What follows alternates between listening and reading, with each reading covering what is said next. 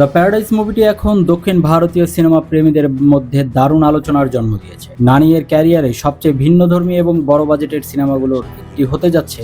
দর্শকদের মধ্যে কৌতূহলের মূল কারণ হলো এই সিনেমার গল্প, অন্ধকারাচ্ছন্ন পরিবেশ এবং নানির একেবারে নতুন লুক। এই সিনেমাটি পরিচালনা করেছেন শ্রীকান্ত ওডেলা, যিনি এর আগেও নানির সাথে ব্লকবাস্টার সিনেমা দশহরা তৈরি করেছিলেন। দশহরা বক্স অফিসে বড় সাফল্য পাওয়ার পর থেকেই এই জুটির নতুন প্রজেক্ট নিয়ে দর্শকদের মধ্যে প্রত্যাশা অনেক বেশি তৈরি হয়েছে। দ্য প্যারাডাইসকে বলা হচ্ছে তাদের আগের কাজের থেকে অনেক বড় এবং ডার্ক থিমের সিনেমা।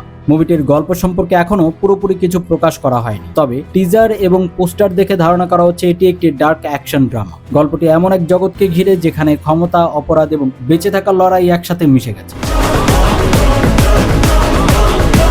নানিকে এখানে দেখা যাবে একেবারে ভিন্ন ধরনের চরিত্র, যেখানে তিনি শুধু একজন সাধারণ মানুষ নন, বরং একটি বিপজ্জনক এবং রহস্যময় জগতের অংশ। এই চরিত্রটি নানির আগের অনেক সিনেমার থেকে সম্পূর্ণ আলাদা হতে যাচ্ছে। সিনেমার ভিজুয়াল স্টাইলও অনেক আলাদা। পোস্টার এবং টিজারে দেখা যায় ধোঁয়াটে পরিবেশ, অন্ধকার গলি এবং উত্তেজনাপূর্ণ মুহূর্ত। অনেকেই বলছেন এই সিনেমাটি নানির ক্যারিয়ারে আরেকটা বড় মাইলফলক হতে পারে।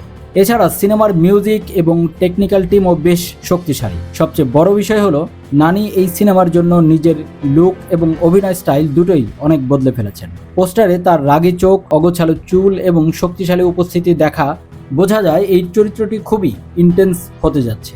অনেক ফ্যান ইতিমধ্যে বলেছেন এটি হতে পারে নানির ক্যারিয়ারের সবচেয়ে ডার্ক এবং শক্তিশালী চরিত্র। সব মিলিয়ে দ্য প্যারাডাইস এখনই দক্ষিণ ভারতীয় সিনেমার সবচেয়ে আলোচিত এবং আপকামিং প্রজেক্টগুলোর একটি। যদি গল্প, অভিনয় এবং ভিজুয়াল প্রত্যাশা অনুযায়ী হয়, তাহলে এই সিনেমা বক্স অফিসে বড় সাফল্য পেতে পারে। দর্শক শুধু অপেক্ষা কবে মুক্তি পাবে এই রহস্যময় এবং শক্তিশালী সিনেমা দ্য প্যারাডাইস।